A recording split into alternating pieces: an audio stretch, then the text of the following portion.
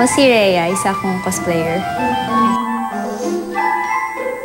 Yung una kong gagawin is, of course, susuot ko muna yung contact lens para just in case naluluha-luha ako, hindi masira yung makeup. Kailangan mag-contact lens kasi yung ibang characters na pinoportray, minsan blue eyes, brown eyes, gray eyes, or red. So, syempre, since gagayahin mo siya, kailangan yung mata rin, gaya mo. Kaya nagsusuot ng contact lens. Yung iba naman kasi, maliit yung IDs. Eh, syempre, yung kadalasan na ginagaya, mapa-video game or anime, malaki yung IDs. So, para magmukha ka rin medyo anime-ish. So, gumagamit ng circle lens para lumaki yung mata. Nahilig ako sa anime kasi sobrang cute nila. Nakikitan talaga ako sa itsura nila, the way na mag-act sila, the way na manamit sila. Nung bata ko parang gusto ko magmukhang gano'n. Kaya siguro ako napasok sa pagko-cosplay kasi parang in this way, nagagawa akong mag-act as my favorite anime character, as my favorite video game character. Ganun. Isa sa mga pagbabagong ginawa ko is yung nag-bleach ako ng buhok. And ngayon kasi nauso yung mga false eyelashes, yung makeup, para magaya mo talaga yung itsura ng mata, diba? Yung mga contact lens, ayun, tsaka wigs, gano'n.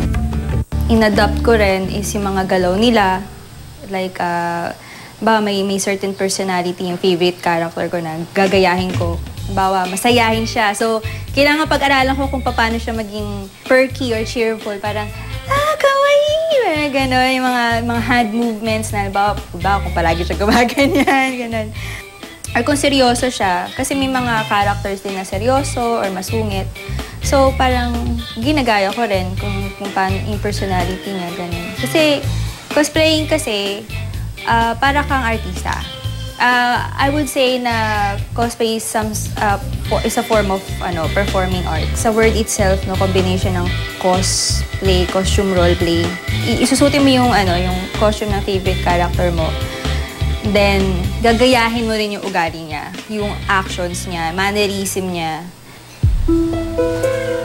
Noong time na rin na yun, medyo against yung parents ko sa ginagawa ko kasi parang college na nga ako noon. Tapos, kung umarte ako, parang bato-bato po, parang ganun.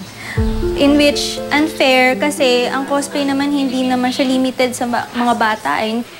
Ano ba yan? Sasayangin mo yung pera mo para lang magpagawa ka ng costume, parang ganun. Tapos magagalit ako, minsan magkukulong na ako sa kwarto. Bahala kayo sa gusto niyo isipin, basta gusto ko to.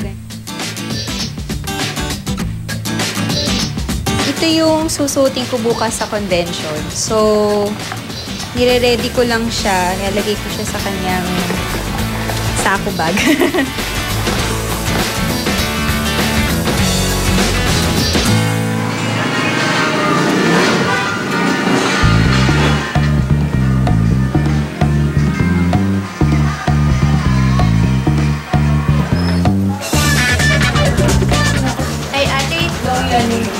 Paano yung maintenance ng kulot?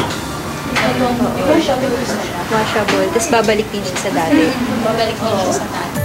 Pag nakakarinig ako ng mga negative na comments or yung mga ganong situation na dinadown yung hilig ko, may times na parang gusto kong i-stop. Pero hindi eh. Kasi kung hilig mo talaga, hindi mo mapipigilan yung sarili mo kung gusto mo talaga yung ginagawa, kung doon ka masaya eh.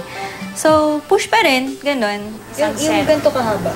22 inches lang po yung 5,000. Isang set, 6 pieces.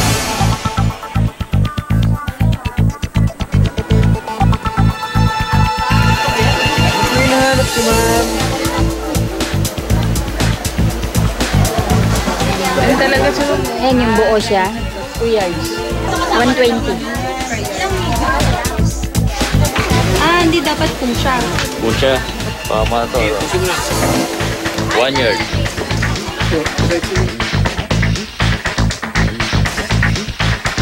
Merong ganong leather na madaling matanggal. Pero ito kasi origin. Japan ito. Ito 120. Ito 140. Japan made.